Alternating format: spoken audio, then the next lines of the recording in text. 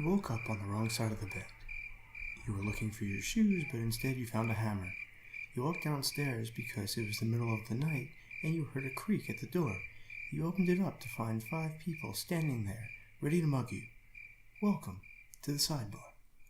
I'm Sebastian Morales, filling in for Clint Myers-Novak, who's currently running a marathon under his own volition. Skymall Magazine once had an annual circulation of 20 million copies tucked into airplane seat pockets across the skies, enticing passengers to gawk at their eclectic wares. And then they filed for bankruptcy. Today, Skymall is an online catalog and website devoted to products ranging from Range Rovers to stovetop ranges. Our guest today is a frequent contributor and the sole contributor to Skymall, Barry Tate. Welcome to the Sidebar. Hello, thank you for having me. Well, Barry, it's great to have you on, and I'd like to talk about your article on the fly. Mm-hmm. Yes, of course. And your article on the fly now is accessories for the well-traveled. You are well-traveled, you are well-dressed. How do you curate the list from month to month? It really is up to the travelers. I simply choose a port of destination or wherever is popular at the time. And you see, I think it is important to be able to be prepared for whatever you need and wherever you're going. So it's more of I travel to somewhere where all the people are going, and such as where? Where was the last place you traveled to? Oh, the last place I traveled to was Brunei, of course. And Brunei is sweltering hot in the summer, so I went in the winter, where it is less hot, but still hot. And I sat in Brunei and tried to get a feel for the place, and a feel for whoever might come along.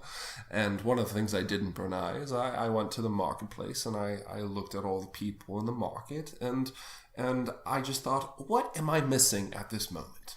A scarf, apparently, because you are plugging the Brunei scarf in your article. Your article, you wrote 8,000 words on the Brunei scarf.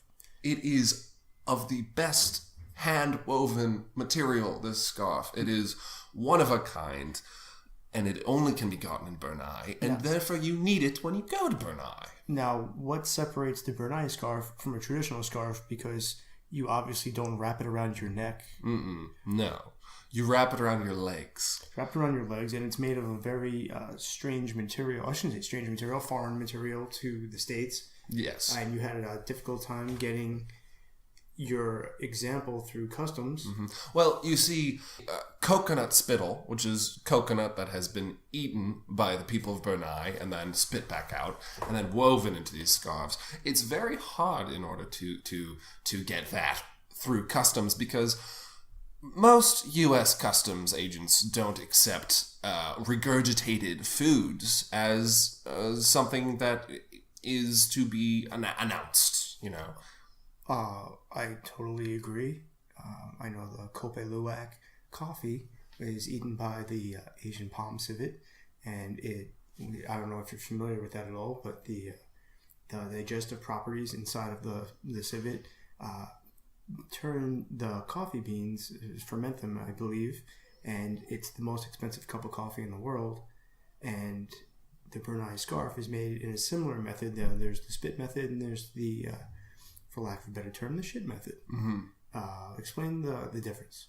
Well, I think it explains itself, but the spit method, you put the coconuts pieces into your mouth, and then you have to let it sit there. And it's an overnight process when you're doing the spit method. It has to sit, and the people of the Burmese, this specific village, they put them in these flaps that they've developed above their tongues, and they just carry it like pouches, like a kangaroo, just walking around, and they can walk around and talk. It sounds normal, and then they just vomit a ball, like a hairball of the strings of a coconut.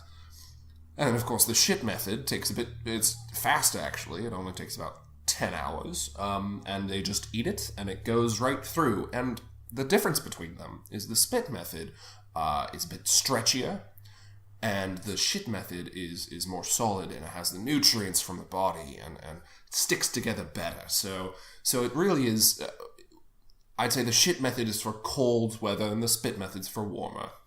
I see. Now, how did you become the sole contributor to Skymall? What did you do before Skymall? Well, before Skymall, I was actually, I was a flight attendant for some years. And oh my goodness, the things I could tell you about the skies. And so I got to know a lot of the airlines through that. And I swear, it's a incestuous crowd. But I always thought there was something missing for the customer, some sort of experience that they were missing. And I realized that my true calling, would be in the seat pouches in front of them. No, it wasn't your idea. You didn't found Skymall, but they courted you. How did they court you? Why you? Well, I actually retired from the whole flight attendant game, and I had written a couple of letters to Skymall and Oh, so you actually developed this. So you're developing products. You're not just writing about products? I do develop, but not part of Skymall. Now, I actually have a list here from our researcher, the intern Eddie Harper, Mm-hmm. and it lists just several of your other sort of, I wouldn't say a failed invention, but a denied prospect.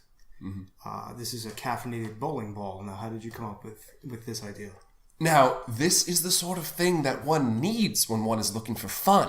A caffeinated bowling ball will get you where you need to go and get you there quickly. You simply lick it. It has a sheen, a coat of caffeine on it, and you lick it before you roll it. And whenever you are going to a park or to an alley and you need that extra kick that will get you awake because you've been up for 36 hours straight because you've been on this coke bender, the EDM festival is wearing off, and you need that little kick of something, the caffeine bowling ball will get you there for the next 6 to 8 hours. So your pitch was that the bowling ball could be so much more than a bowling ball. Mm-hmm. The bowling ball could be taken to a number of different locations. It doesn't have to be just in a bowling alley. You were finding alternative uses for the bowling ball, combining it with your morning cup of joe, and the public did not respond. No. I like to think of it as a giant lollipop. Something that you just can lick as you go, on the go, for work, for play, for whatever. But apparently, bringing a bowling ball into the office is looked down upon, even if it is FDA approved, and it is FDA approved. Now, another product here, you'll have to explain this one. What is a toaster loafer? It's exactly what it sounds like, Sebastian. It's a toaster that you wear as a loafer. Who doesn't want a piece of toast as they're walking? It's you take bread, you put it in between your laces, and it comes out of your heel. And it takes about 3 to 5 minutes, depending on the piece of bread and the length, and it just goes in and goes out. It's something that just as you're walking to your next location, you get breakfast, you get lunch, you get dinner if that's what you like, and we have had some complaints about burns, but I will say if you use it properly, that it will not be a problem. But it was a problem. It was a problem. It has been a problem. And what were the problems? Well, we have some people who have been electrocuted because of missed wiring. One man actually kicked a wall with his toaster loafers, and it burned off one of his toenails. Well, it would seem to be that the biggest hurdle for the toaster loafer would be finding a place to plug it in, because if you're constantly in motion, you would have to have literally somebody else unplugging and plugging, or you would need a battery source, and that battery source was, what was it, the Acorn Harvester windmill. Mm-hmm. Something you didn't even... Addy? This last piece is cut off. The eggplant harvester okay. There's an acorn harvester with a windmill attachment. That's what this is? Okay, Addy's yawning yes. Yes, the windmill attachment, we needed the green energy funds in order to really pull it through. But I thought acorns are the most plentiful thing on the planet. So you just pick one up, you put it into your pouch. The harvester itself it hangs on your belt. And then the wires run down your pant legs all the way to the shoes, the loafers. So you put the acorns into your pouch, and then the little fan whirs up, and then it just gets all the energy and shoots down your legs. And we also had problems with that because people were being attacked by squirrels. So that is another thing that happened. And your urine squirrel repellent wasn't the answer. No, it was not. Apparently, human pee does not work to keep squirrels away. Human pee does not, but you didn't use human pee. What did you use? No, we used bear pee. And bear pee turned out to be actually an attractive smell to squirrels. And very hard to procure. Very hard to procure as well. The three of us, Bertie had to go out most of all to Northern California in order to get some of those grizzly bear scents. That's the one we thought was most potent. And he ended up with 3 trips to the hospital and 2 near-death experiences and 1 jar of bear pee. Well, it turned out that your idea for the salmon suit wasn't the best way to procure that bear pee because the bears just went right at him. And I also thought that if he swam downstream instead of up, they would be confused and wouldn't attack him, but that is not the case. No, well, it seemed that because he had the windmill on him, it projected him right back into the bears. Oh, it was just like a rudder on a speedboat. It just put him right back up. So those are product misses. Yeah. But those are your own products. Now, what are some products affiliated with Skymall that just aren't sellers? What are ones that, the magazine, unfortunately, is no longer in the seat pocket, but it is accessible through the little video monitor and it's accessible online, and people still have access to it when they're flying. And so people are still shopping in Skymall, actually, and cutting costs, and having you as their sole contributor is very streamlined and profitable. But not every product sells. Now, what are some of the products that you see working there at Skymall? Some of the products that I am surprised work there, if I'm being quite honest, are the crystals. Everyone loves crystals. And quite honestly, quite frankly, I do believe that crystals are just rocks that you hang around your neck. But some people believe they have mystical properties. Some people do believe they have mystical properties. And because they believe that, I have to include it in my article because mystical properties of rocks do help when you're traveling. There's wards and there's good auras that you can wear. When I was a little boy in Chile, our local village had a mystic, and he would often have a crystal that he named Jacoby, and he would pet the crystal. And one night, in the middle of the night, a local mob picked him up and threw him at the bottom of the well, and that's, I believe, where he resided until he died. And that's why I don't like to sell crystals on Skymall. Another thing that I'm very surprised that works at all. There's a type of flip-flop that has fur under your foot. Under the foot, like a hobbit. Like a hobbit. And why would you... That defeats the point of having a flip-flop. I'll be honest, that actually sounds very comfortable. Yes. Then buy a slipper. Buy a slipper, not a flip-flop. A flip-flop is to make that sound, right? So it essentially was a mislabeled slipper. Exactly. With open top at the same time. And you're not one to adhere to labels. I don't agree with what they've done to the flip-flop. Now, what else? What else is a product miss? Now, I mentioned a well, but actually the personal well is something that is no longer on the catalog for various reasons. No, personal well, shipping and construction of the well. Yes, we did sell personal wells, which would be about 20 feet or to the groundwater level, but those took too much manpower and too much time. So instead, we actually now use drill straws. So people can buy these straws that stretch to about 30 yards and just drill straight down and then suck with their mouths the groundwater up through the straws of their own willpower. And this is a high seller in Africa. Well, the pitch was you could have a well anywhere, but it didn't necessarily have a function, and it didn't necessarily need a function. It was, well, there's the well. Well, here's a well.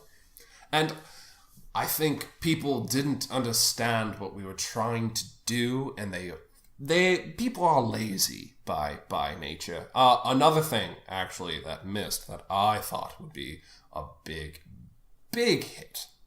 When you're rolling a suitcase and it hits your ankles and your heels. All too well. All too well, yes. Well, I built a retractable rod that you can actually wear on your heels that keeps the suitcase at bay. So you can just almost prop the suitcase up and just walk with it attached to your ankle on a rod. Now obviously, the downside of that is everybody behind you, you're just tripping people. Oh, absolutely. And the lawsuits just piled up, I would imagine. Yes. Apologies at the very least. How many apologies does one person have in a day? When you're walking through a crowd, you're already saying, "Excuse me, sorry, move please." Oh, you're better than me. I just forged my way through.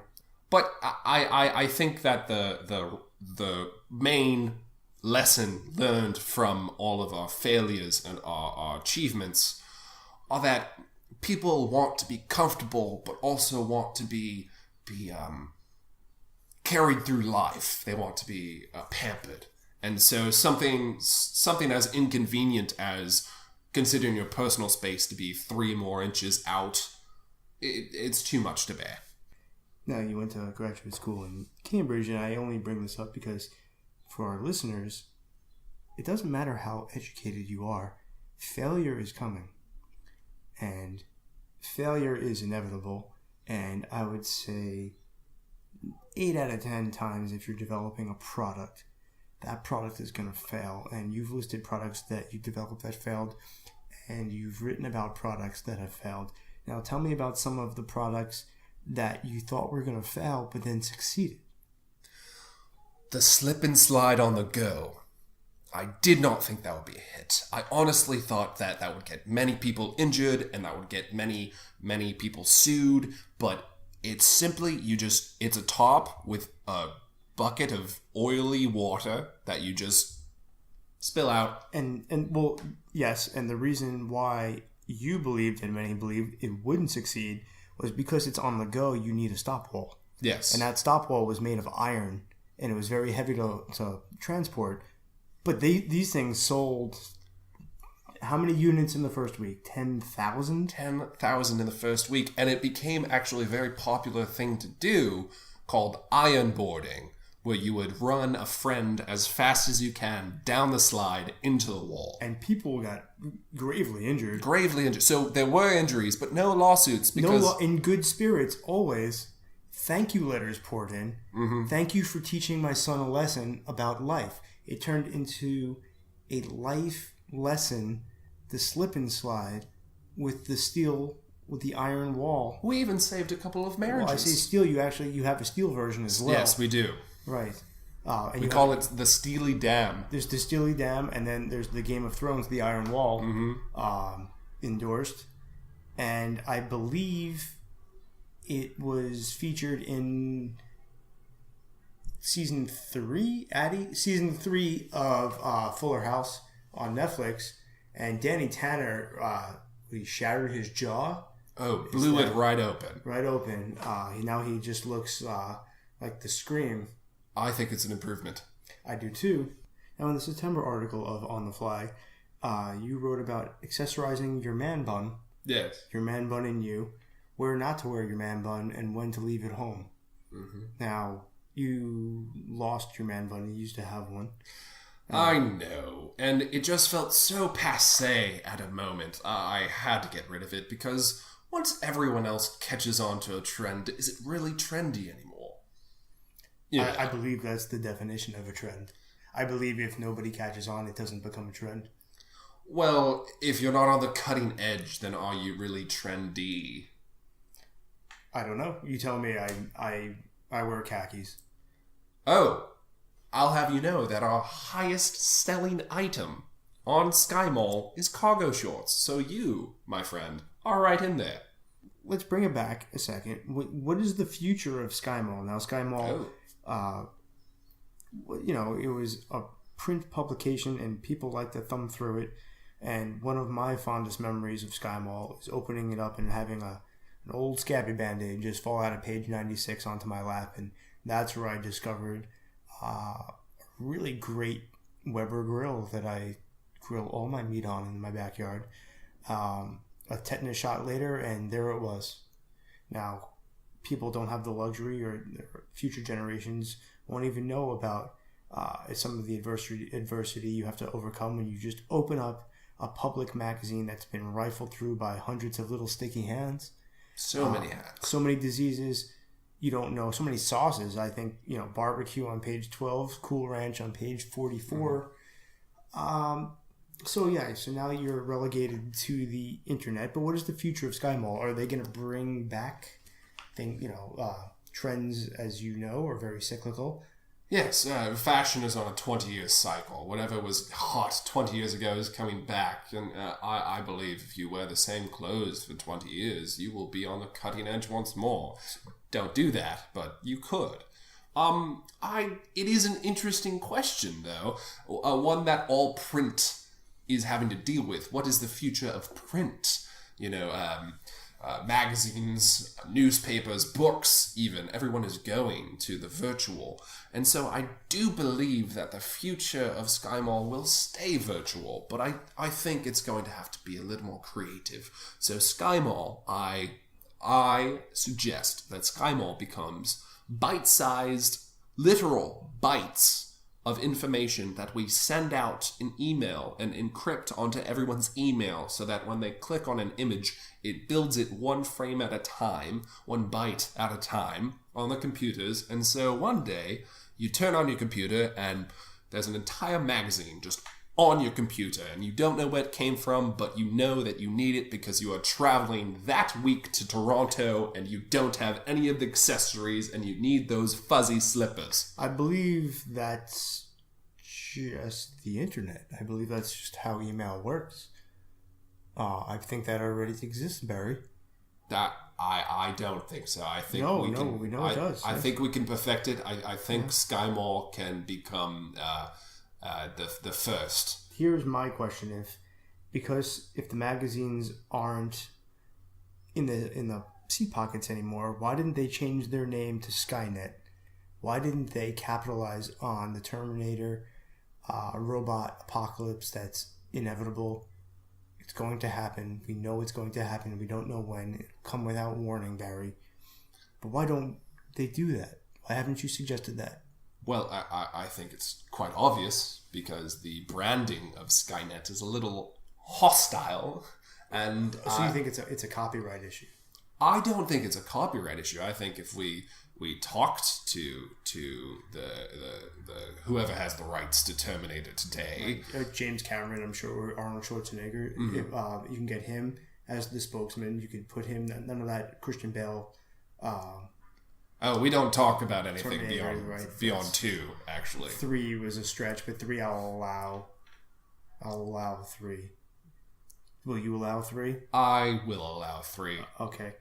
But I don't think that Skynet is the best way to go about capturing people's minds, because when they think of Skynet, they think of Arnold Schwarzenegger. We want them to think of flying through the air. You want to capture their imagination, and you want to capture their souls, and you want to capture their wallets. We want to capture their wallets, and we don't want to scare them into the inevitability of their own deaths. No, but you have been in several near crashes and one crash. Oh, yes. Now tell me about one of these harrowing experiences. Now, I've been lucky enough to never have been in a plane crash. Our researcher at the Cincinnati Harbor has been in 18 plane crashes. She's survived them all. Thank God. Well, she has beaten me by 5. Well, crashes in general. I was actually in the only crash I have really been in is the helicopter crash. And when you travel as much as I do, you just it's presumed going to happen at some point. So I was flying through the Himalayas. And it was warm out, and I was flying the helicopter. I can fly a helicopter. And I'd had a little bit of a drink. I had a few whiskeys and shot bags with some of my friends from school. And we decided it would be fun to play a game of chicken with one of the mountains. And we flew at it, and one of the accessories that we had brought along with us was a big hydro fan, and we call it the world turner. The world turner, and it was supposed to be, you point it at a direction. If you're ever in a car that is going out of control, you point the fan in a direction, and it pushes the car away from wherever you're pointing it. So it was a secondary brake system, and so we put it in front of the helicopter, and it pushed us back. And unfortunately, it pushed us back straight into another helicopter, and we all fell to the ground. And you landed on a helicopter. We landed on top of another helicopter that had crashed 30 years prior. And it was quite a find. It was quite a find. I'm sorry to interrupt you, but you were marooned there for how long? For 16 days. 16 days. It was you. It was Bertie. Bertie was there, of course. And who else? Well, myself, Bertie, some of my friends from college days, Chad and Thad, and of course the people from the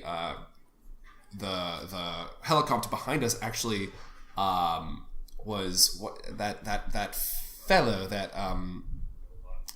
he does the planet Earth.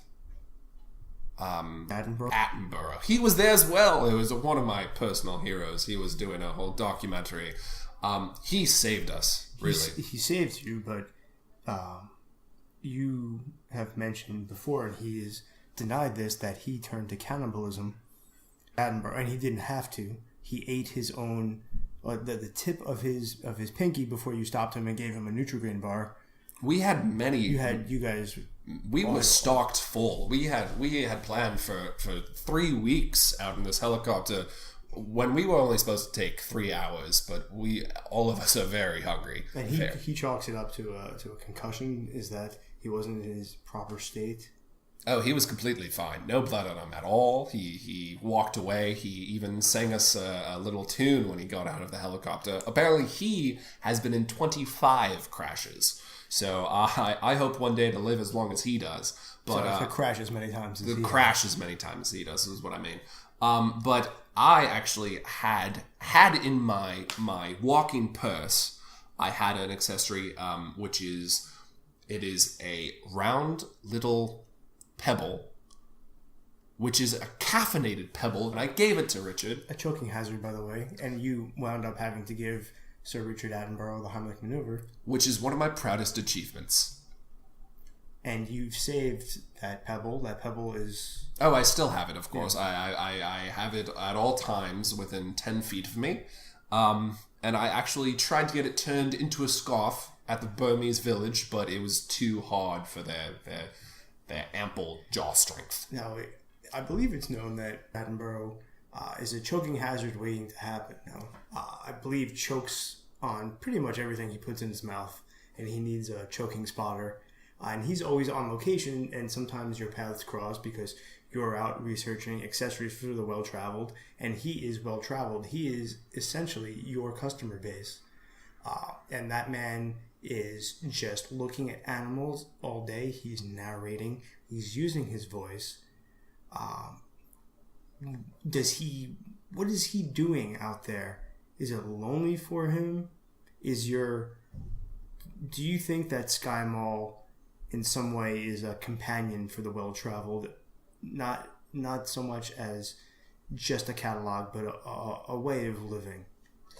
Well, I do think that Skymall can be a companion to those who have no others on their travels, and I see Attenborough as a man who he likes to strike out on his own and create spears from wood tips, and he likes to strip down to his underwear and howl at the moon, and I just want to be there for him in the sense of my accessories. So we have built, and one of our new items is the personal kit, the personal companion kit.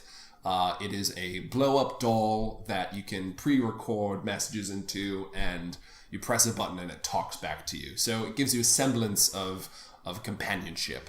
And I do think it is important for someone to be able to feel as if they're being heard and listened to while they're going on these big adventures. Now, Attenborough is the only person to have purchased a salmon suit. Yes. And you have written about a first-hand account of him fighting off bears, intentionally fighting the bears, and winning handedly. Oh, he kicks ass. You're being modest, even. He's a savage. He is quite.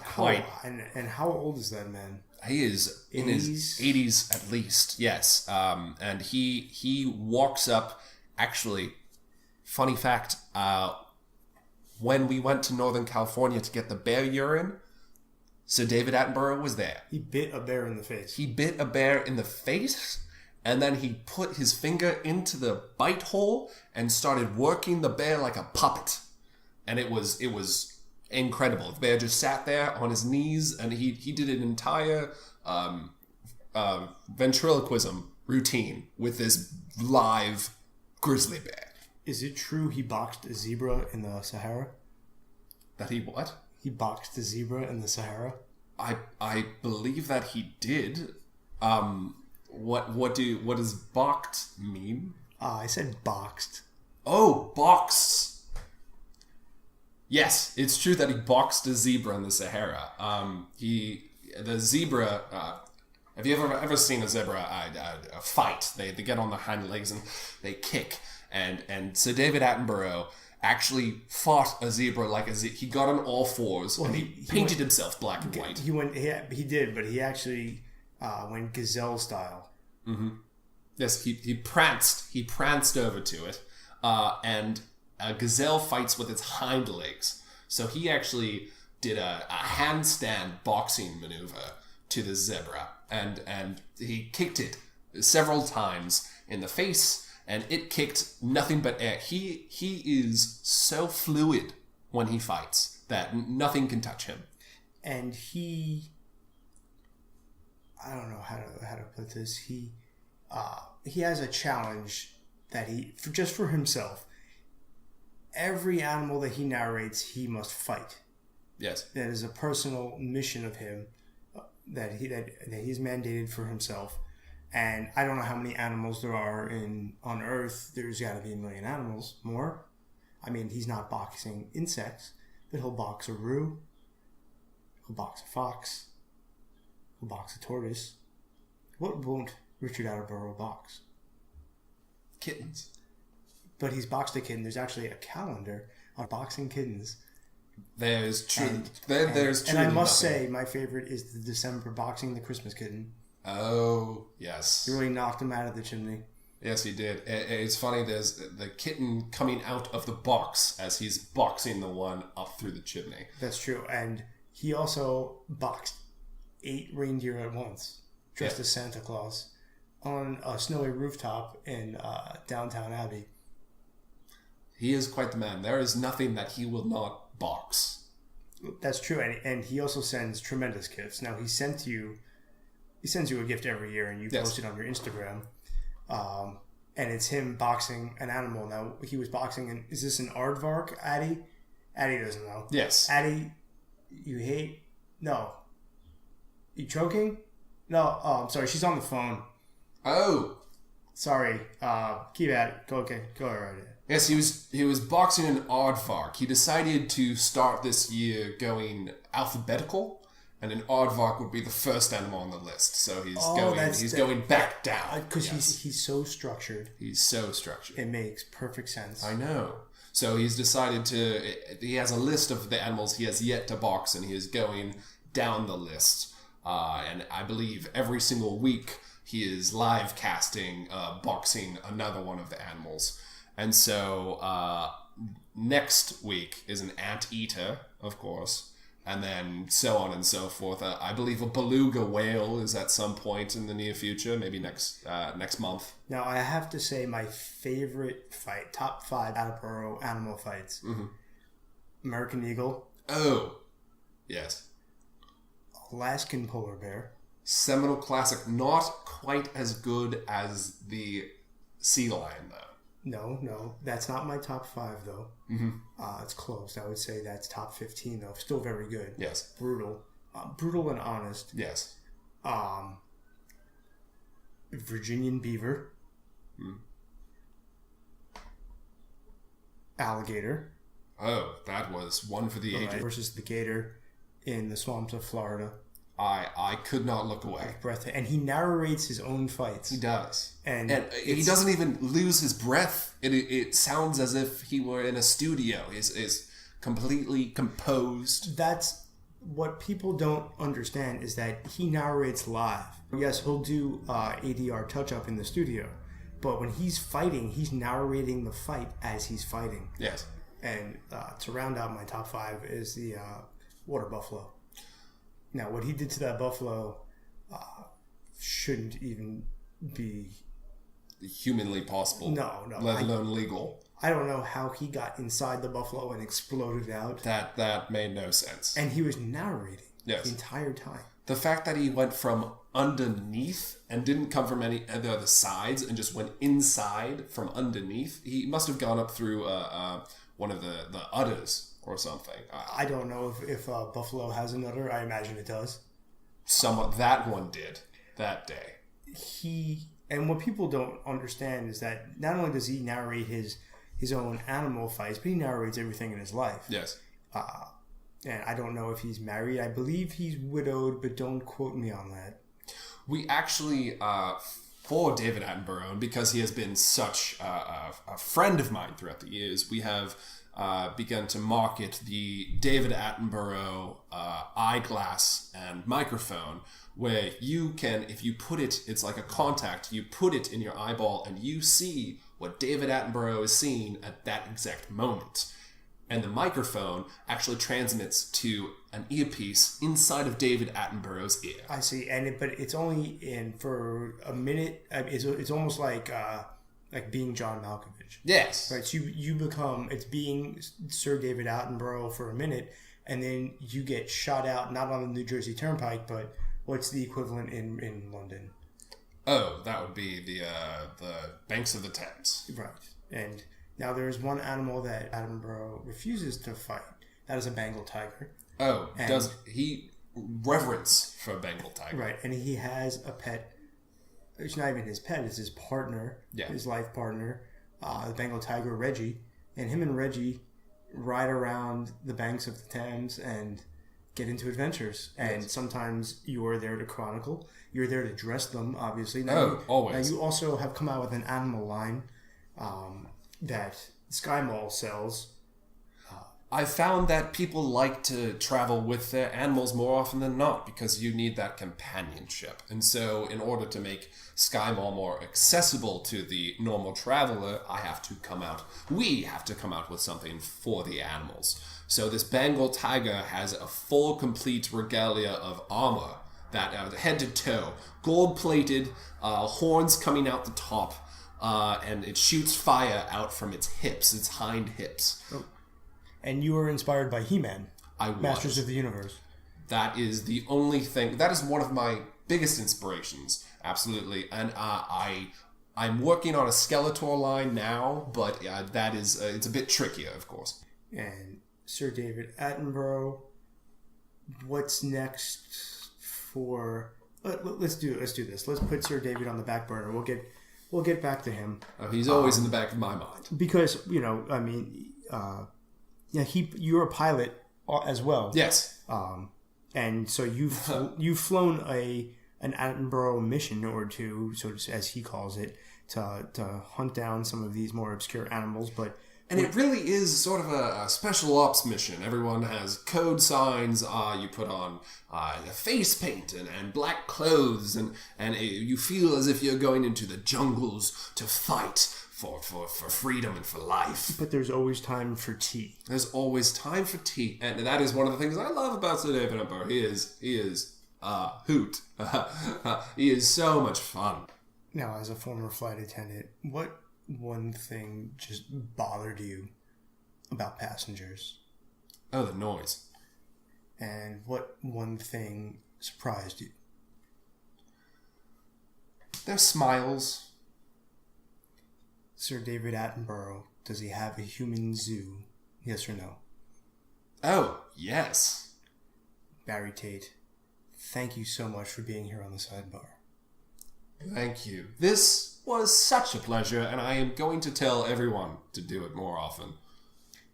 Next week on the Sidebar, plate spinning on a unicycle. Is it safe for an NBA halftime show? Or should they just have a mascot lighting himself on fire? I'm Sebastian Morales, saying see you next week.